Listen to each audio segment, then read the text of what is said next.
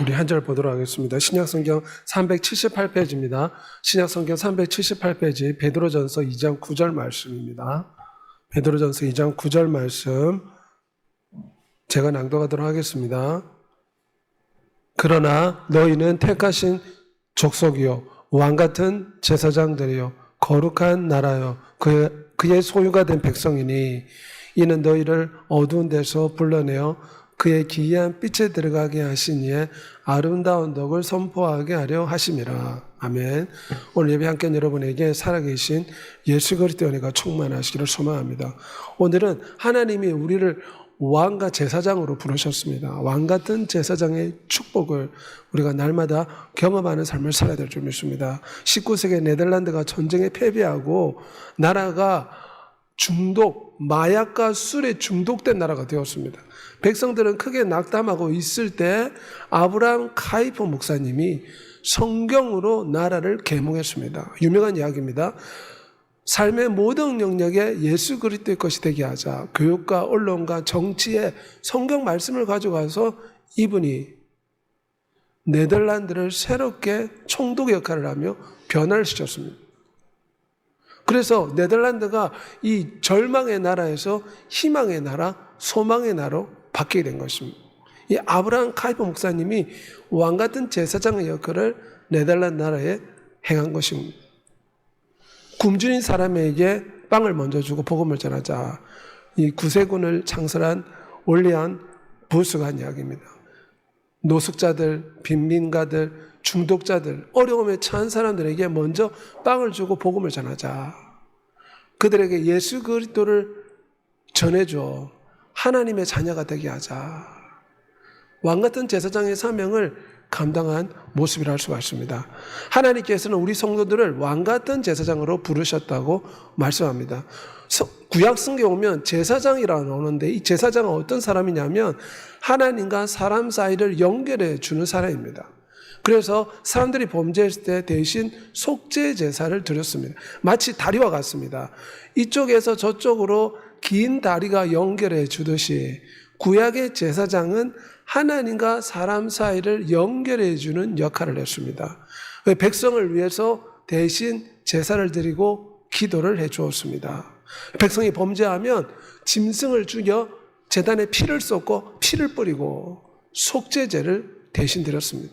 왜냐하면 구약에서는 범죄하면 반드시 짐승을 죽여 제단에 피를 뿌리고 짐승을 불태워 바쳐라. 이게 하나님이 정하신 법입니다. 율법에 따르면 거의 모든 것들이 피로써 깨끗하게 됩니다. 피 흘림이 없은 적 죄사함이 없습니다. 히브리서 9장 22절 쉬운 번역 표현입니다. 하나님께서 이스라엘 백성들이 범죄할 때마다 제사장 앞에 가서 짐승을 데리고 와서 그 짐승을 피를 쏟고 죽여서 불태우게 했습니다. 그러므로 백성의 죄가 덮어줄 수가 있었습니다. 제사장이 이 역할을 했습니다. 하지만 사람이 죄를 범했을 때 황소나 염소의 피가 죄를 제거할 수는 없습니다. 만일 이렇게 된다면 사람이 살을 내놓고 도둑질을 내놓고 짐승만 죽여가지고 피를 쏟으면 그 죄사함을 받는다. 그러면 그 사회가 어떻게 되겠습니까? 이것은 장차 예수 그리스도께서 인류의 죄를 대신 짊어지실 것을 시청각적으로 보여주는 모습이라 할 수가 있습니다. 짐승의 피가 사람의 죄를 씻어주지는 못합니다. 잠시 덮어주었다. 구약에서는 잠시 그 죄를 하나님이 이 짐승의 피를 보고 덮어주었다. 이렇게 표현할 수가 있습니다. 이것은 예수 그리스도가 진짜 흠없는 제물이 되어서 십자가에서 대신 못 박히고 피를 쏟고 마치 번제단에서 불태워 바쳐진 것처럼 십자가에서 비참하게 저주를 받아 죽으심으로 우리의 죄를 대신 짊어질 것을 구약에 이미 보여주신 것입니다. 예수 그리스도는 죄를 위하여 한 영원한 제사를 드리셨다. 그래서 예수 그리스도가 십자가에 못 박힌 후에 제사 제도가 바뀌었습니다. 예전에는 죄를 지으면 반드시 양이나 소를 죽여서 제단에 피를 뿌리고 각을 떠서 살과 지방을 통째로 불태워 바쳤습니다. 그런데 십자가에 예수 그리스도가 죽고 난 뒤에 사람이 죄를 지으면 짐승의 피를 가져오지 않고 이제는 예수의 피를 의지해서 하나님 아버지 앞에 회개하는 예배의 방법으로 제사제도가 바뀌게 된 것입니다. 그래서 주께서 하신 말씀은 장차 신령과 진정으로 하나님 아버지께 예배할 때가 온다. 이것이 바로 예수 그리스도께서 우리에게 하시는 말씀입니다. 내 살을 먹고 내 피를 마시는 자는 영생을 가졌고 마지막 날에 내가 그를 다시 살리리라. 예배의 방식이 완전히 바뀌었습니다. 구약에는 반드시 피를 쏟아야 했고 반드시 짐승을 죽여야 했지만 주님이 대신 죽으셨기 때문에 이제는 예수의 피를 우리가 노래하고 예수의 피로 회개하고 예수의 피를 의지해서 예배를 드리는 방식으로 바뀌게 된 것입니다. 이렇게 예배 드리는 자를 하나님의 자녀가 되는 권세를 주신다고 했습니다. 오늘 본문 9절에 보면 너희는 택하신 족속의 왕같은 제사장이다. 구약시대는 오직 레위 지파, 레위인들만 제사장이 될 수 있었습니다. 유다 지파나 다른 지파에 속한 사람은 제사장이 혈통적으로 될 수가 없었습니다. 하지만 신약시대에 와서 예수 그리스도께서 십자가에 피를 쏟고 난 뒤에 모든 성도들은 모두가 다 왕같은 제사장이다. 오늘 본문에 표현하고 있습니다. 그래서 우리는 세상과 하나님을 연결해주는 제사장 역할을 해야 됩니다. 이 80억의 많은 사람들이 살고 있는데 아브라함 카이퍼처럼 우리는 올리언 부스처럼 세상 사람들을 하나님께로 연결해주는 왕같은 제사장으로 하나님께 부름을 받았습니다. 왜 왕같은 제사장이냐? 하나님이 왕이시기 때문에 왕이신 예수 그리스도를 섬기면 우리도 왕의 자녀가 됩니다. 그래서 왕이며 제사장이다. 예수 그리스도를 통해서 생명을 해서 왕노릇하게 된다. 로마서 5장 17절 말씀입니다. 우리는 왕이신 하나님의 자녀로서 왕같은 제사장으로 장차 왕노릇하게 될 줄 믿습니다. 그들로 우리 하나님 앞에서 나라와 제사장들로 삼으셨으니 그들이 땅에서 왕노릇하리라. 이후에 이 지구가 일곱인, 일곱 나팔, 일곱 재앙의 하나님의 심판을 받고 이 지구가 새롭게 된 후에 믿는 자들은 거기서 왕노릇하는 제사장으로 세워질 것이다. 성경 그렇게 말합니다. 그래서 우리 성도들은 하나님 앞에 왕같은 제사장으로 부름을 받았습니다. 그래서 우리는 구약시대는 짐승을 죽여서 매일마다 예배를 드렸지만 우리는 이제 예수 그리스도의 피를 의지해서 삶에서 예배를 드리는 제사장이 되어야 됩니다. 구약시대는 아침과 저녁으로 번제에 불을 지피고 짐승을 죽이고 피를 쏟았습니다. 하지만 우리는 매일의 삶에서 이제 하나님의 자녀요 왕같은 제사장이요 하나님의 신부가 되었기 때문에 하나님 앞에 은혜에 보답하는 마음으로 삶의 예배를 드려야 됩니다. 너희는 값으로 산 것이 되었은즉 너희 몸으로 하나님께 영광을 돌리라. 너희 몸을 하나님 기뻐하시는 거룩한 산 제물로 드리라. 이는 너희들의 영적인 예배니라. 이제는 어떻게 예배 드립니까? 이제는 하나님 앞에 주 예수의 보혈을 노래합니다. 주 예수의 피로 회개합니다. 주 예수의 보혈을 선포합니다. 찬미하고 기도하고 예배함으로 우리는 삶으로 하나님 앞에 예배드릴 수가 있습니다. 시작시대 보면 날마다 마음을 갖춰 성전에 먹이 힘썼다. 구약에는 피를 쏟아서 하나님 앞에 짐승을 불태워 나왔지만 이제는 하나님을 찬양하고 예배하고 보혈을 노래함으로 하나님 앞에 삶의 예배자가 된 것입니다. 우리가 성령의 충만을 받아 날마다 삶의 예배를 드려야 될 줄 믿습니다. 성령으로 충만을 받으라. 시와 찬미와 신령한 노래로 찬송하라. 찬송이 하나님 앞에 드리는 신약의 제사라 할 수 있습니다. 구약에는 순양과 순염소를 죽여서 불태웠지만 이제는 찬양과 감사와 예배가 하나님 앞에서 드리는 제사가 되는 것입니다. 조지 베베리 시아의 간증인데 빌리 그레이엄 목사님을 따라서 전 세계를 다니면서 찬양함을 하는 경우를 돌렸습니다. 본래는 유명한 라디오 진행자였지만 그것을 떨쳐버리고 전 세계를 다니며 복음을 찬양하는 자연사역자로 하나님께 영광을 돌렸다고 합니다. 우리가 예수로 말미암아 항상 찬미의 제사를 하나님께 드리자. 이는 그 이름을 증거하는 입술의 열매라. 구약에는 짐승을 죽였지만 오늘날은 어떻게 하나님 앞에 제사를 드립니까? 찬양의 제사를 드려야 됩니다. 우리 입술로 하나님을 찬송할 때 이것이 구약의 제사와 같이 하나님께 찬미의 제사가 된다는 것입니다. 토마스 드루스의 간증인데 가족을 잃고 슬픔에 잠겼을 때 주님요 이 손을 꼭 잡고 가소서 그 찬양을 이 사람이 작사하고 작곡했습니다. 슬픔과 아픔이 있을 때 하나님 앞에 원망하지 아니하고 찬미의 제사를 올려드렸습니다. 우리도 날마다 하나님 앞에 찬송의 제사를 올려드려야 될 줄 믿습니다. 감사함으로 찬송함으로 들어가서 그 이름을 송축할지어다. 감사의 제사를 올려드려야 됩니다. 예수 그리스도의 이름으로 하나님 앞에 감사할 때 이것이 구약의 짐승을 불태워 바치는 하나의 감사제가 되는 것입니다. 우리는 찬송함으로 하나님 앞에 제사를 올리고 찬양함으로 올려드립니다. 모든 열방들아 주를 찬송하며 모든 백성들아 그를 찬송하라. 무엇을 한지 말이나 주 예수의 이름으로 감사의 제사를 날마다 올려드리는 여러분이 되시길 바랍니다. 구약에는 제사장이 번제단의 불을 꺼트리면 안 되었습니다. 아침과 저녁마다 번제단의 불이 꺼지지 않도록 제사장은 반드시 그 불을 지피고 관리해야 됐습니다. 이 말은 구약에서 짐승을 죽여서 불태워 바치는 이 제사가 끊임없이 이루어졌다는 것입니다. 신약에서 우리는 하나님 앞에 감사의 제사를 끊임없이 드려야 됩니다.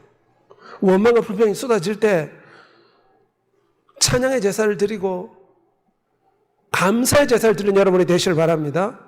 예수 그리스도 이름을 의지해서 우리는 기도하고 찬양하고 감사해야 됩니다. 이것이 삶의 예배자로 우리가 부름받았기 때문입니다. 너희는 예수 그리스도의 복음에 합당하게 생활하라. 그뿐만 아니라 우리의 삶이 하나님 앞에서 예배가 된다. 성경은 말씀합니다. 너희의 몸을 제물로 드려라. 우리가 찬양의 제사, 기도의 제사, 예배의 제사도 하나님 올려드리는 제사지만 매일의 우리의 삶의 행동과 모습이 하나님 앞에서 제사가 된다는 것입니다. 우리 몸이 제물이 된다. 성경은 그렇게 표현합니다. 옛사람을 벗어버리고 심령이 새롭게 되어 의와 진리의 거룩함으로 지어받은 새 사람을 입어라. 그래서 우리가 이 땅에서 어떻게 사는가 이것이 굉장히 중요합니다. 우리가 말하는 것, 행동하는 것, 일거수일투족이 하나님 앞에서 예배 드리는 것이라고 성경은 말하고 있습니다. 주님을 기쁘시게 하는 길을 힘을 써라. 구약에는 예배를 드리려면 반드시 짐승을 죽여야 됩니다. 피를 쏟아야 됩니다. 제단에 피를 뿌려야 됩니다. 하지만 신약에서는 우리의 몸에 예수 그리스도가 거하시고 성령 하나님이 거하시기 때문에 우리의 몸이 하나님의 성전이 됩니다. 그래서 우리가 날마다 이 살아가는 매 순간순간의 삶이 하나님 앞에서 예배가 돼야 된다. 성경 그렇게 가르칩니다. 그러면서 우리는 술이 먹고 싶어도 어떻게 됩니까? 내 몸은 하나님의 성전이고 내가 지금 하나님 앞에 직장에서 일하면서 예배드리고 있다. 사람을 만나면서 나는 하나님 앞에서 예배드리고 있다. 우리가 이런 믿음의 예배자가 되어야 될 줄 믿습니다. 내게 사는 것이 그리스도라. 살아가는 이유가 예수 그리스도가 되라. 창조주 하나님의 영광을 위해 살아가라. 왜냐하면 우리는 하나님의 왕같은 제사장으로 부름받았기 때문입니다. 제사장이 매일마다 짐승을 죽여 하나님 앞에 번제의 제사, 속죄제, 화목제사를 드렸듯이 우리는 하나님 앞에 감사와 찬양과 예배의 제사, 또한 우리의 삶이 하나님 앞에서 예배가 될 수 있도록 주를 위해 살아가는 예배자의 삶을 살아야 될 줄 믿습니다. 너희는 먹든지 마시든지 무엇을 하든지 하나님의 영광을 위해서 하라. 우리의 삶이 하나님 앞에서 예배가 된다는 걸 늘 기억한 여러분 되시길 바랍니다. 바울 묵시록에 보면 주의 천사들이 우리 성도들의 모든 말과 행동을 다 기록해가지고 해가 뜰 때, 해가 질 때 하나님 아버지 앞에 보고한다고 합니다. 이 말은 우리의 삶의 매일의 순간순간이 하나님 앞에서 예배가 된다는 것입니다. 하나님은 너의 몸을 하나님이 기뻐하시는 삶의 예배로 드려라. 빌립보서 1장 10절에 나의 간절한 기도와 희망은 큰 용기를 가지고 살든지 죽든지 언제나 예수 그리스도를 높이는 것입니다. 바울은 늘 삶의 모습이 하나님 앞에 예배드리는 삶을 살았습니다. 그뿐만 아니라 오늘 본문에 세상을 축복하는 전도자가 되어야 됩니다. 민수기 6장에 보면 제사장은 백성들을 축복해줘야 될 책임이 있었습니다. 왜냐하면 제사장은 백성과 하나님을 연결해주는 역할을 하기 때문에 하나님의 축복을 백성들한테 전해줘야 됩니다. 그래서 민수기 6장에 제사장은 반드시 백성들 앞에서 하나님의 축복을 선포하라. 성경 그렇게 가르치고 있습니다.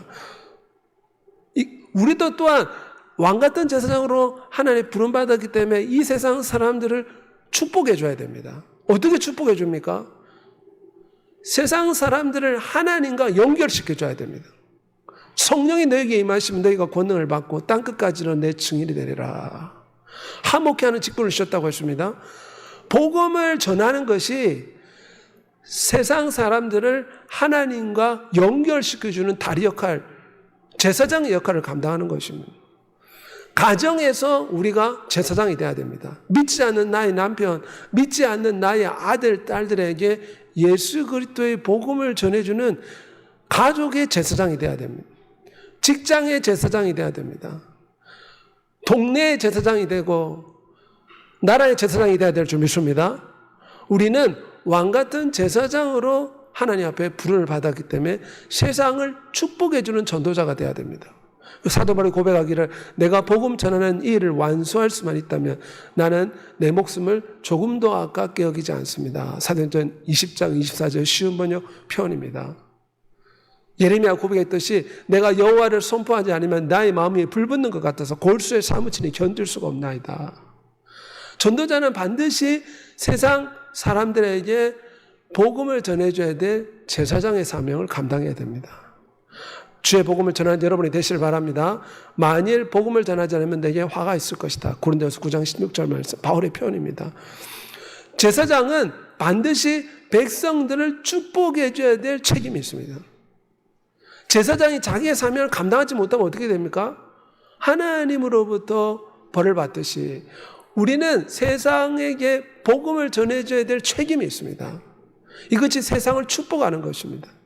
그런데 우리가 이 사명을 감당하지 못하면 하나님의 심판대 앞에 섰을 때 하나님 앞에 책망을 들 수가 있습니다. 칼이 임함을 파수꾼이 보고도 나팔을 불지 아니하여 칼에 백성들이 제거가 당하면 그 피는 내가 파수꾼에서 찾으리라. 구약에는 망원경이나 이런 레이더 같은 특수한 시설이 없었기 때문에 성벽 높은 곳에 파수꾼이 24시간 망을 보면서 적군이 침투하는가 침투하지 않은가 파수꾼이 지켜봐야 됩니다. 그래서 멀리서 적군이 가까이 오는 것을 보면 파수꾼은 높은 성의 망대 위에서 나팔을 불었습니다. 왜냐하면 백성들에게 준비하라고. 적군이 몰려오니까 여러분 준비하십시오. 파수꾼이 나팔을 불어야 되는데 적군이 오는데도 파수꾼이 나팔을 불지 않으면 백성들은 죽임을 당하지 않겠습니까? 마찬가지로 우리는 복음의 나팔을 불어야 됩니다. 세상 사람들에게 당신들 그 길로 가면 영원한 지옥불에 던져집니다. 그래서 우리는 복음의 나팔을 불어줘야 됩니다. 예수 그리스도를 믿고 우리와 함께 천국 가십시오. 아니면 당신들은 영원히 눈물과 슬픔과 아픔이 고통이 있는 지옥불에서 영원히 고통받습니다. 우리가 복음을 전해줄 책임이 있습니다. 그러므로 세상을 축복하는 전도자의 사명을 감당한 여러분이 되시길 바랍니다. 주인이 종에게 이르되 산과 길과 산 울타리로 나아가서 사람을 강건하여 데려다가 내 집을 채우라. 우리 주인이 비유로 표현하신 것입니다. 우리가 어떻게 전도해야 되는가? 강건하여 데려다가 내 집을 채우라. 그들이 날마다 성전에 있든지 집에 있든지 예수는 그리스도라 가르치기와 전도하기를 그치지 아니하니라. 겁 없이 하나님의 말씀을 더욱 담대히 전하게 되었느니라. 세상에 복음의 축복을 전해주는 왕같은 제사장의 사명을 감당한 여러분이 되시길 바랍니다. 그럼 하나님 축복해 주십니다. 바울에게 말씀하신 것은 밤에 주께서 환상 가운데 바울에게 말씀하시되 두려워하지 말며 침묵하지 말고 말하라. 대한민국만큼 복음을 전하기 좋은 곳이 어디 있습니까? 사우디아라비아나 이란이나 이라크는 복음을 전하면 죽임을 당할 수 있습니다. 하지만 대한민국은 복음을 전해도 아무도 우리를 핍박하거나 그러지 않습니다. 그러므로 우리가 이 대한민국에서 세상의 축복의 복음을 전하는 전도자 역할을 감당해야 될 줄 믿습니다. 여호와의 위대한 일을 만민 중에 알리는 역할을 감당하는 여러분 되시길 바랍니다. 말씀을 전파하라. 때를 어떻지 못하지 항상 힘쓰라고 했습니다. 그래서 우리의 착한 행실을 통해 하나님께 영광을 돌리고 세상에 복음을 전함으로 그들을 축복해주는 왕같은 제사장의 사명을 감당해서 하늘 앞에 별과 같이 빛나는 영원한 축복을 받는 여러분이 되시길 소망합니다. 이 시간 다 같이 한번 기도하겠습니다. 하나님은 우리를 왕같은 제사장으로 부르셨습니다. 구약에서는 제사장은 레위인들만 될 수 있었지만 예수 그리스도께서 십자가에서 피를 쏟고 대신 희생 제사를 치름으로 예수 그리스도를 믿는 자는 다 이제 제사장이 됩니다. 세상 사람들을 하나님과 연결시켜주는 제사장이 됩니다. 우리는 가정에서 제사장이 돼야 됩니다. 직장에서 제사장이 돼야 됩니다. 이 동네에서 제사장이 돼야 될 줄 믿습니다. 왕같은 제사장으로서 우리의 삶이 예배가 되고 감사와 찬양과 예배의 제사를 날마다 올려드리고 사람들에게 축복을 전해주는 그런 왕같은 제사장의 삶을 살게 해달라고 주의 주고 동선을 기도하겠습니다. 주여